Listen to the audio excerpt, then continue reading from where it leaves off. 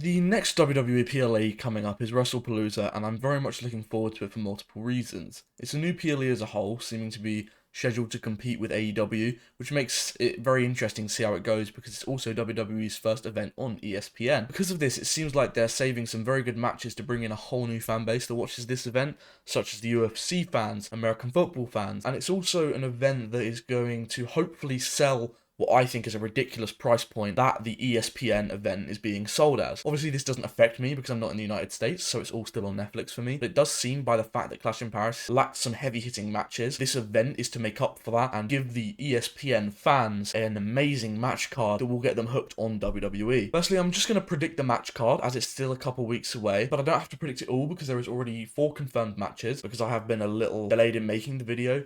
I'm going to add 4 more matches that I believe could make an appearance in this, what could be an amazing 8-match event, which can definitely be accomplished by WWE. Because Clash in Paris had some very long-running matches and a very long runtime, along with the prior event Evolution also having 7 matches. So I do think if they're going to put on this big spectacle for ESPN, I really do think that they can put 8 matches on, but it is just a case of whether they will, because they may save something for SmackDown or the Raw following. Firstly, we'll talk about the 4 confirmed matches. Io Sky versus Stephanie Vaquer is the first confirmed match, and this is going to be a banger. It's such a dream match of mine, and I just can't wait to see the classic that these phenoms in the women's division and just WWE division as a whole have potential to put on. This has potential to be the match of the night, and even maybe one of the contenders for match of the year. I'm glad they pulled the trigger and just put 2 powerhouses in this match instead of fussing around with maybe a tournament to decide who faces Stephanie. But if there was a tournament, I would have wanted Io to win it anyway. So I think this is just the perfect choice for a match. And, you know, I'm hyping it up because I think it is going to be this good. The next match is Brock Lesnar versus John Cena. This match has basically been confirmed since SummerSlam.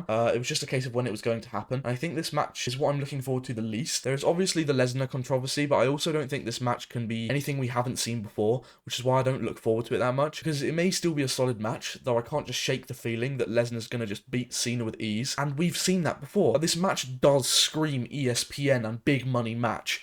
And if they want to bring in these new viewers, having names like Brock Lesnar and John Cena in a match against each other, you know, those are 2 names that people who aren't fans of WWE most likely know. So in that sense, it is a decent idea to have it on their debut ESPN event. The next confirmed match is the Usos versus Bronson Reed and Braun Breaker. This very solid match. I think it's going to be very good, and it's the first Usos tag match together since 2023. I think this is going to be just solid. I believe if they add the world titles to this match that have sort of been neglected on the Judgment Day's shoulders, I think it can be even better than it may already be. Yeah. I think there's very much potential to be another good match, especially with the sort of talent we're seeing, and, in my opinion, the greatest tag team of all time, the Usos, being reunited for this match. The next match confirmed is AJ Lee and CM Punk versus Becky Lynch and Seth Rollins. This one's amazing. After AJ Lee's return on SmackDown, which I was up and live watching, it was phenomenal. I really look forward to seeing the mixed tag match, and I hope this tag match leads to Punk versus Seth again for the world title, and then AJ Lee versus Becky for the IC title again. And again, this again has a chance to be one of the best matches of the night, just purely because of the fact of the talent you have in this match. You have arguably one of the greatest women's wrestlers of this modern era versus the greatest women's wrestler of her era, along with 2 of the greatest wrestlers in this era. It's going to be a phenomenal match. Now down to the matches that have not been confirmed yet. Firstly, I'm going to talk about Jade Cargill versus Tiffany Stratton. I think they've been building this rivalry more and more since SummerSlam, and they've actually been doing a relatively decent job in doing this. I think I'll give it to WWE. They've done a decent job building this story. I do think the trigger will be pulled on Cargill, and I think this is going to be the match that it happens. Tiffany has had a good reign, and this is probably the best rivalry in her reign, though. So, yeah, looking forward to it. Jade Cargill versus Tiffany Stratton is the 5th match. The next match I am putting in here is a match that I believe should have been included on the Clash in Paris card, which is Aleister Black versus Damian Priest. Another match that will be great. I think it deserves a street fight.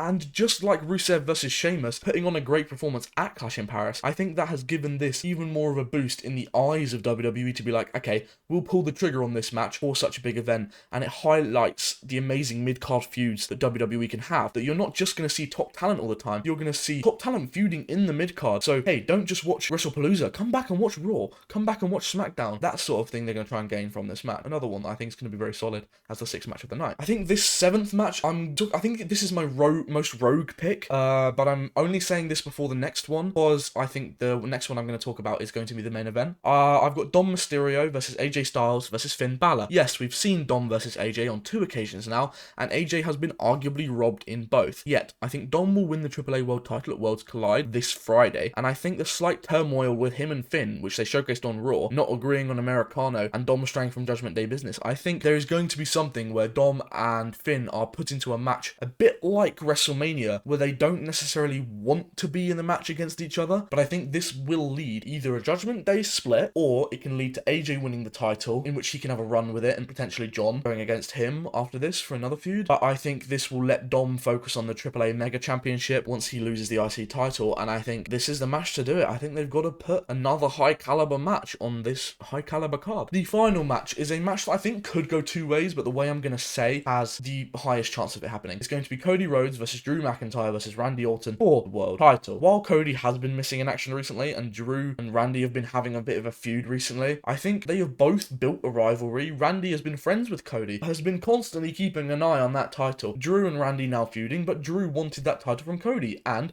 claymored him into a table, taking him off of television. I think since we missed this off of the card for Clash in Paris, I believe they were saving it for Wrestlepalooza. There is obviously a chance Cody doesn't turn up, and then I think it could be Drew versus Randy as a #1 contender match, potentially making Cody then have the match against the winner in Survivor Series. But I think they are just going to have a triple threat for this world title, because again, a championship being on the line looks amazing for new people coming in to watch WWE for the first time, and to sell the price point that they're trying to set for this card. Overall, that is my prediction for the 8-match card at Wrestlepalooza. Just tell me what you guys think, and tell me if you think any of it is realistic or not. Alright, I'll see you guys later, and bye-bye.